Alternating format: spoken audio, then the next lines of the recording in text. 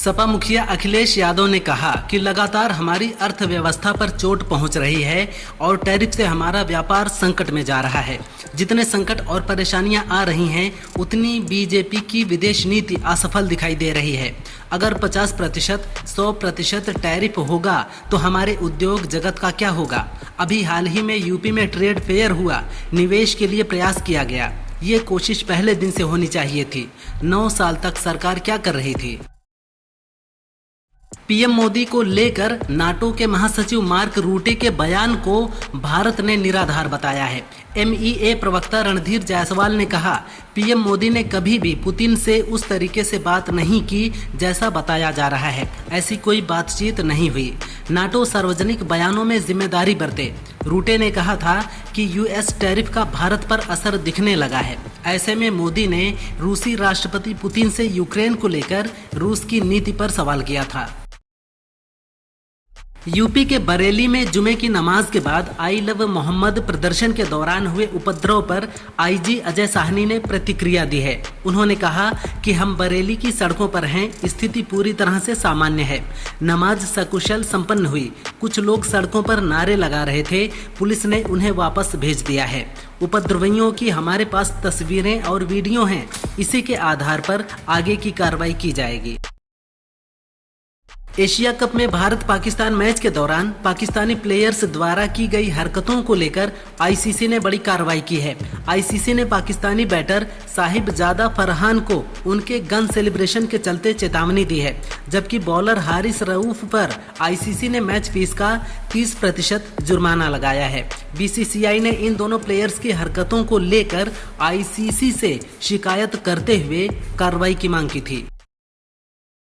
I love Mohammad विवाद को लेकर बढ़ते तनाव को देखते हुए पूरे उत्तर प्रदेश में पुलिस प्रशासन अलर्ट है। पुलिस टीम अपने अपने इलाकों में गश्त कर रही है। कानून व्यवस्था बरकरार रखने के लिए प्रशासन ने तमाम जरूरी कदम उठाए हैं। संवेदनशील इलाकों में पुलिस और मजिस्ट्रेट लगातार निगरानी कर रहे हैं। LIU और इंटेलिजेंस टीम को एक्टिव कर दिया गया है। कुछ इलाकों में ड्रोन से भी निगरानी की जा रही है। लद्दाख में भारी हिंसा के बाद अब केंद्र सरकार एक्शन में आ गई है। सरकार ने दिल्ली से एक दूत भेजा है जो हिंसा से संबंधित पक्षों से बात करेगा ताकि समस्या का समाधान निकाला जा सके। इसके साथ ही लद्दाख के उपराज्यपाल कविंद्र गुप्ता के नेतृत्व में समीक्षा बैठक की जा रही है।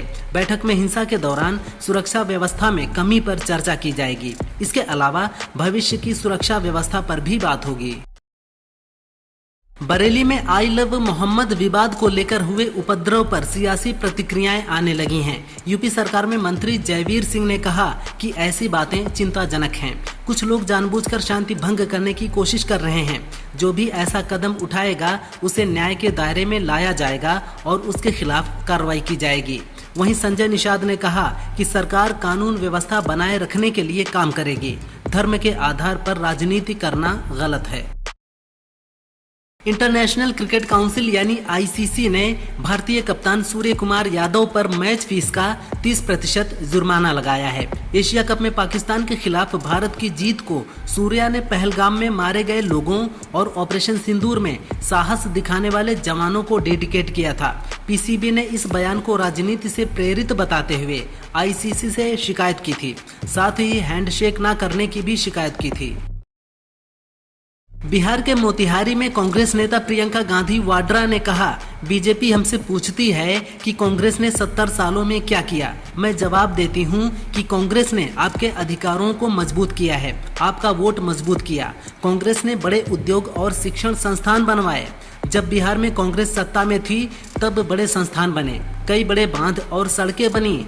ये शिक्षित समाज था, आज रोजगार नहीं है। संयुक्त राष्ट्र महासभा में इजराइल के प्रधानमंत्री बेंजामिन नेतन्याहू के भाषण का विरोध हुआ। UNGA में मौजूद कई देशों के प्रतिनिधियों ने हॉल से वॉकआउट कर दिया। इन देशों के प्रतिनिधियों ने गाजा में आम जनता पर इजरायली हमलों के विरोध में बेंजामिन के भाषण का बहिष्कार करते हुए वॉकआउट कर दिया।